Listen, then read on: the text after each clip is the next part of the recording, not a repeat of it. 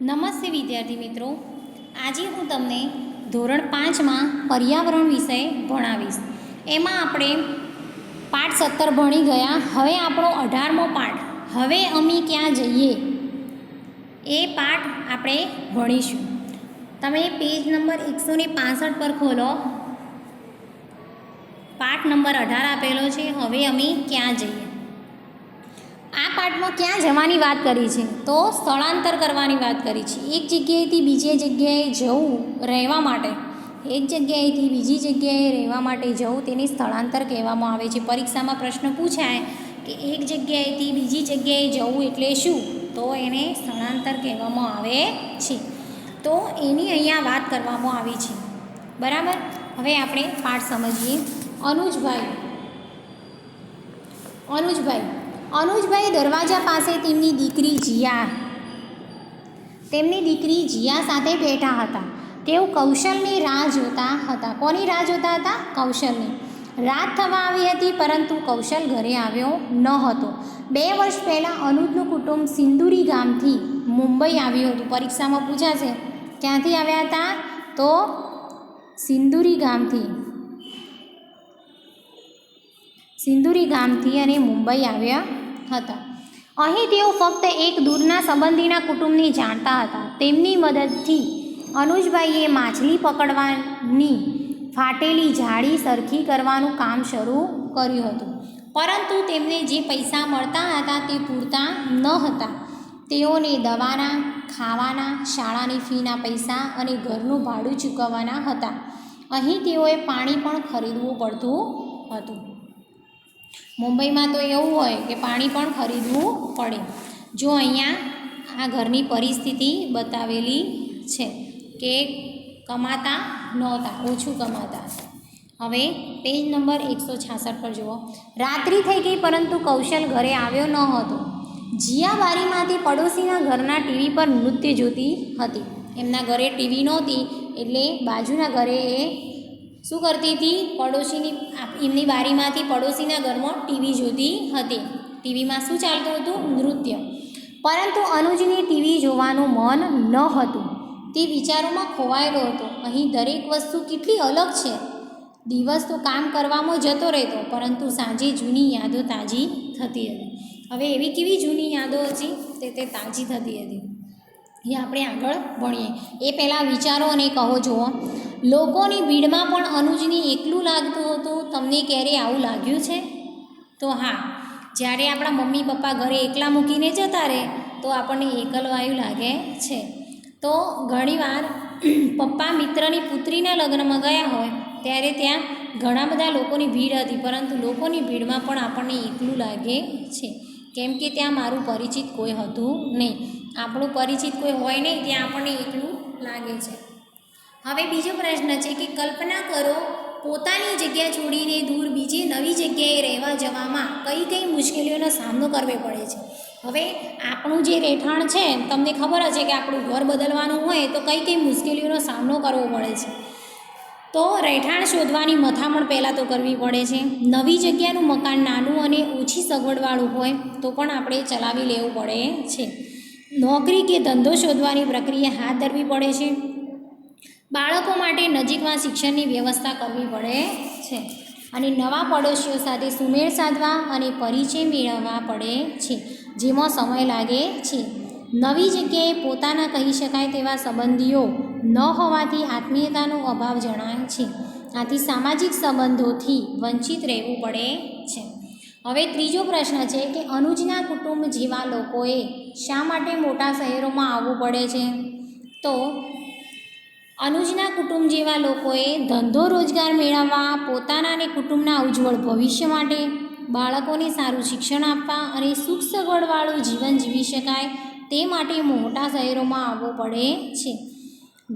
ઘણી વખત તેઓએ જે જગ્યાએ રહેતા હોય ત્યાં બંધ બાંધવાનો હોય, નેશનલ હાઈવે બાંધવાનો હોય, પૂર જેવી આપત્તિ સમયે તેઓને અનિચ્છાએ પણ પોતાની ગામની જગ્યા છોડીને મોટા શહેરોમાં આવવું પડે છે.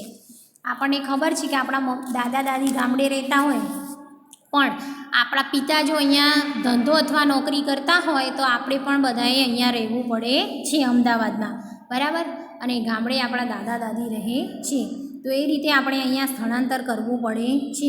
અથવા તો કોઈ જગ્યાએ બંધ બાંધવાનો હોય અથવા તો પૂર જેવી આપત્તિ આવી હોય એવા સમયે આપણે સ્થળાંતર કરવું પડે છે, આપણું ગામ છોડવું પડે છે. હવે આગળ જુઓ. જૂના દિવસો યાદ આવે છે. કોને? તો અનુજને. અનુજનો જન્મ ગાઢ લીલા જંગલો અને પર્વતો વચ્ચે ખેડી ગામમાં થયો હતો. ક્યાં થયો હતો? પરીક્ષામાં પૂછાય કે અનુજનો જન્મ ક્યાં થયો હતો? ગાઢ લીલા જંગલો અને પર્વતો વચ્ચે ખેડી ગામમાં થયો હતો. તેમના લોકો અહીં ઘણા વર્ષોથી રહેતા હતા. અનુજના ગામમાં શાંતિ હતી પણ મૌન નહોતું. શાંતિ હતી પણ મૌન નહોતું. ત્યાં કેટલાક આનંદદાયક અવાજો હતા, જેમ કે વહેતી નદીમાં ખળખળ અવાજ, વૃક્ષોના પાંદડાનો ખડખડાટ અને પક્ષીઓનો કલરવ. લોકો ખેતી કરતા, તેઓ નજીકના જંગલમાં જતા, સાથે વાતો કરતા અને ગીતો ગાતા, તેમજ જંગલી ફળો, મૂળ અને સૂકા લાકડા એકઠા કરતા. વડીલો જોડે કામ કરતાં કરતાં બાળકો પણ ઘણી વસ્તુઓ શીખતા, જેમ કે સાથે નૃત્ય કરવું, વાંસળી અને ઢોલ વગાડવા, માટીના અને વાંસના ઘડા બનાવવા, પક્ષીઓને ઓળખવા અને તેમની અવાજની નકલ કરવી વગેરે. લોકો તેમના ઉપયોગ માટે જંગલમાંથી વસ્તુઓ એકઠી કરતા. કેટલીક વસ્તુઓ તે નદીની પેલે પાર મોટા નગરમાં વેચી આવતા. તે પૈસાથી તેઓ મીઠું, તેલ, ચોખા અને ક્યારેક થોડા કપડાં ખરીદતા હતા. આમ તો તે એક ગામ હતું, પરંતુ લોકો ત્યાં એક મોટા પરિવારની જેમ રહેતા હતા. અનુજની બહેનના લગ્ન એ જ ગામમાં થયા હતા. સારા અને ખરાબ સમયમાં લોકો એકબીજાની મદદ કરતા હતા. વડીલો લગ્નો ગોઠવતા અને ગામમાં ઝઘડા ઉકેલતા હતા. વડીલો જ ગામમાં ઝઘડા ઉકેલતા હતા. 167 પર જુઓ. અનુજ હવે હડતલ યુવાન થઈ ગયો હતો. તે ખેતરમાં સખત મહેનત કરતો અને મોટી નદીમાંથી માછલા પકડતો.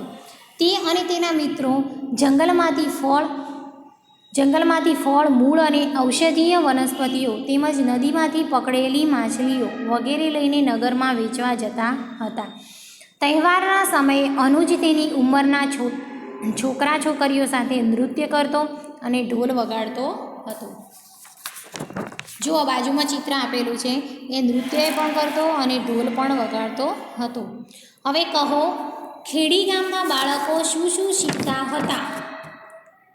ખેડી ગામના બાળકો વડીલો સાથે કામ કરતાં કરતાં ઘણી વસ્તુઓ શીખતા, જેમ કે નૃત્ય કરવાનું, વાંસળી અને ઢોલ વગાડવાનું, માટી અને વાંસના ઘડા બનાવવાનું, પક્ષીઓને ઓળખવાનું અને તેમના અવાજની નકલ કરવાની. તમે તમારા વડીલો પાસેથી શું શીખો છો? તો આપણા વડીલો પાસે આપણે કુટુંબમાં હળીમળીને રહેવાનું, વડીલોને સન્માન આપવાનું, તેમની સેવા કરવાનું, તેમણે બતાવેલા કામ કરવા, વડીલોનું કામ કરવું જોઈએ, પોતાના કામ પ્રત્યે ચોકસાઈ રાખવી, એકબીજાને મદદરૂપ થવું, સારું આચરણ કરવું વગેરે બાબતો આપણે આપણા વડીલો પાસેથી શીખીએ છીએ. હવે પ્રશ્ન 3 છે કે અનુજે ખેડીમાં ઘણી બધી વસ્તુઓ શીખી, તેમાંની કઈ તેને મુંબઈમાં ઉપયોગી થઈ હશે? હવે જ્યારે અનુજે સ્થળાંતર કર્યું ત્યારે એને મુંબઈમાં કઈ એવી વસ્તુઓ છે જે અનુજે ખેડીમાં શીખી હતી અને એને ઉપયોગી બની છે મુંબઈમાં? તો અનુજે ખેડીમાં શીખેલી વસ્તુઓમાંથી માછલી પકડવી, માછલીની જાળી રિપેર કરવી, ઢોલ વગાડવો, નાચવું, માટી અને વાંસના ઘડા બનાવવા વગેરે બાબતો તેને મુંબઈમાં ઉપયોગી થઈ હશે. તમે પક્ષીઓનો અવાજ રોજ સાંભળો છો. કયા કયા પક્ષીઓનો? તો કાગડો, ચકલી, કાબર, કબૂતર, હોલો વગેરે પક્ષીઓનો અવાજ આપણે સાંભળીએ છીએ. તમે કોઈ પક્ષીના અવાજની નકલ કરી શકો છો અને નકલ કરી બતાવો. તો આપણે કાગડો, ચકલી, કોયલ, પોપટ, મોર વગેરે પક્ષીઓની નકલ કરી શકીએ છીએ. તમે દરરોજ સાંભળતા હોય એવા અવાજ કયા છે જે ખેડીના લોકો સાંભળતા નથી?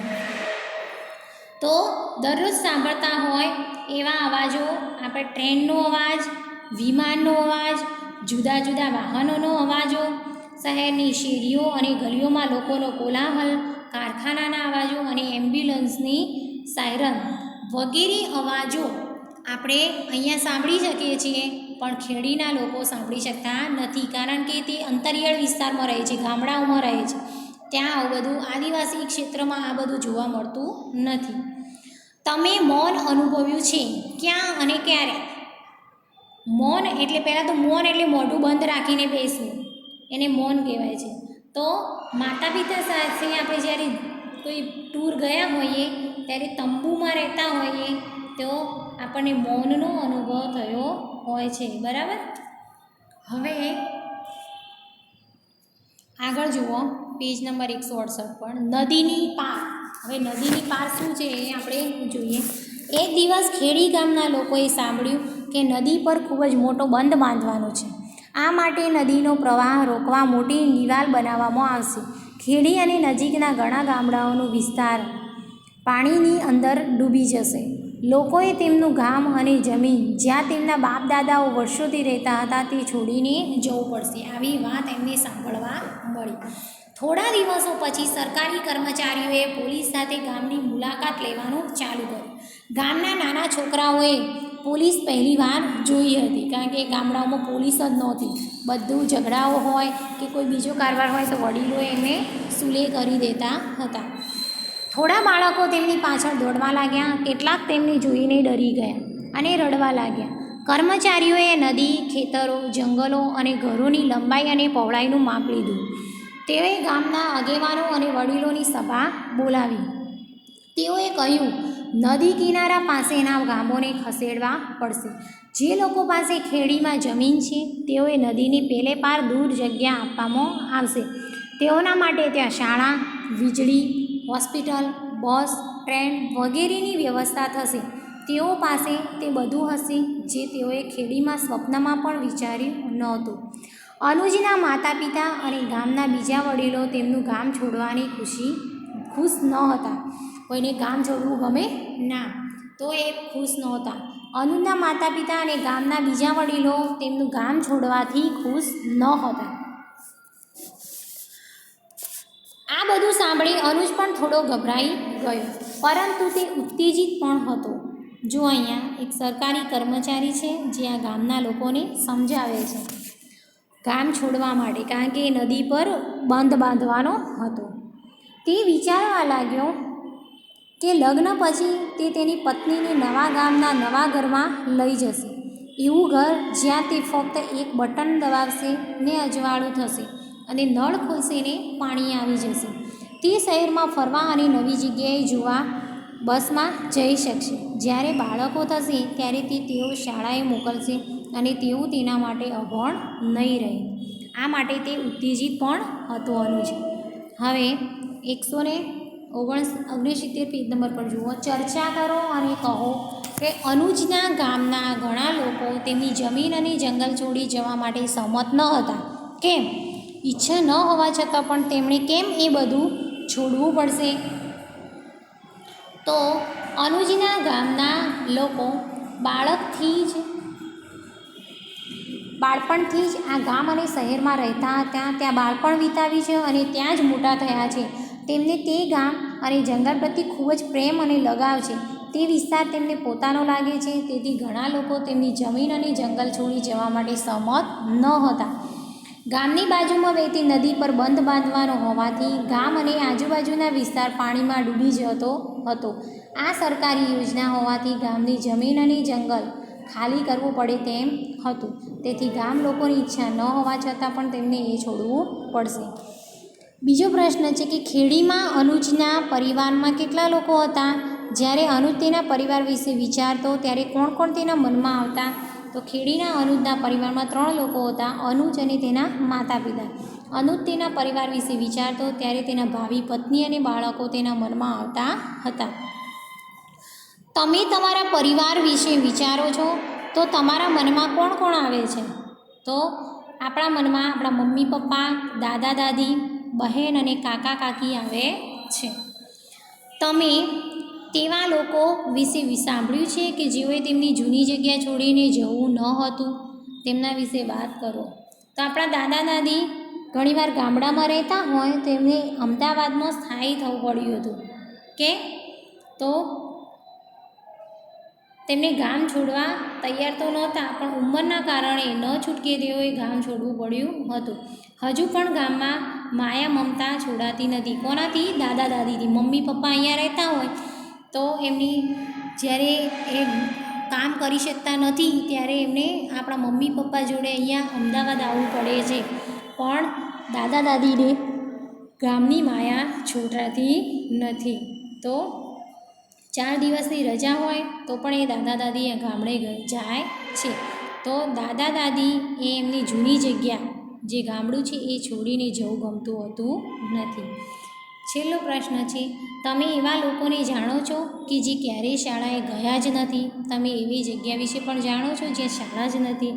તો હા, આપણું જે ગામ હોય એથી નજીક પરિવારના લોકો ક્યારેક શાળાએ જતા નથી, તો તેમના બાળકો પણ શાળાએ જતા નથી. કેવા બાળકોના? જે આજીવિકા પોતાની પૂરી કરી શકતા નથી તેવા લોકો, ગરીબ લોકો હોય એ શાળાએ જઈ શકતા નથી.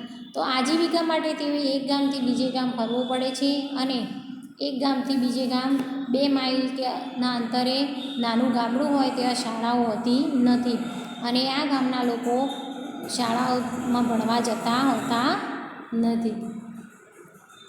હવે અનુમાન કરો કે જ્યાં બંધ બાંધવામાં આવતો હોય ત્યાં લોકોને કેવી મુશ્કેલીઓનો સામનો કરવો પડતો હશે?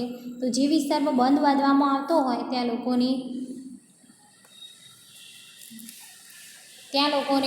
ત્યાંના લોકોના ઘર, ગામ અને જમીન ડૂબમાં જાય છે. આથી ઘર, ગામ અને જમીન છોડી બીજી જ્યાં ઘર કે જમીન મળે ત્યાં જવું પડે છે. લોકોની આજીવિકા છીનવાઈ જાય છે. આથી આજીવિકા માટે શહેરમાં અન્ય જગ્યાએ જવું પડે છે. તે વિસ્તારના લોકોને વિસ્થાપિત થવું પડે છે, અને નવી જગ્યાએ ફાવે કે ન ફાવે નવી જગ્યાએ ફરી ઘર બનાવવું અને બધી જ વ્યવસ્થા નવેસરથી કરવી પડે છે, અને અનુકૂળ ન આવે તેવા વિસ્તારમાં પણ રહેવું પડે છે. કોઈવાર ત્રીજી વાર જગ્યા બદલવી પડે છે. સગા સંબંધી વેરવિખેર થઈ જાય અને સામાજિક વ્યવસ્થા પણ પડી ભાગે છે. હવે છેલ્લું છે, ખેડી ગામનું ચિત્ર દોરો અને અનુજના સ્વપ્નના નવા ગામનું ચિત્ર દોરો. તેમની વચ્ચેના તફાવત વિશે ચર્ચા કરો અને તમારા મિત્રોએ બનાવેલા ચિત્રો પણ જુઓ. અહીંયા આપણે ચિત્ર દોરવાનું નથી, ખાલી સમજવા પૂરતું સમજી લેવાનું છે કે ખેડી ગામનું ચિત્ર દોરવાનું છે અને અનુજના ગામનું, અને એનો તફાવત આપણે સમજીએ તો અનુજનું ખેડી ગામ લીલા જંગલો અને પર્વતોની વચ્ચે આવેલું છે. ત્યાં વીજળી નથી, પાણીના નળ નથી, પરંતુ કુદરતી સૌંદર્ય છે. ખેતીથી જીવન ગુજારવામાં આવે છે. અને બીજી તરફ અનુજના સ્વપ્નના ગામમાં સારું રહેઠાણ, શાળા, હોસ્પિટલ, બસ, ટ્રેન, વીજળી અને નળ દ્વારા પાણીની સુવિધા હશે. આમ બંને ગામ વચ્ચે ભૌતિક સુખ સગવડોની બાબતમાં ઘણા તફાવત જોવા મળે છે. અહીંયા આપણો આ લેક્ચર પૂરું થાય છે. આવતા લેક્ચરમાં આપણે અધૂરો પાઠ સમજીશું. ધન્યવાદ.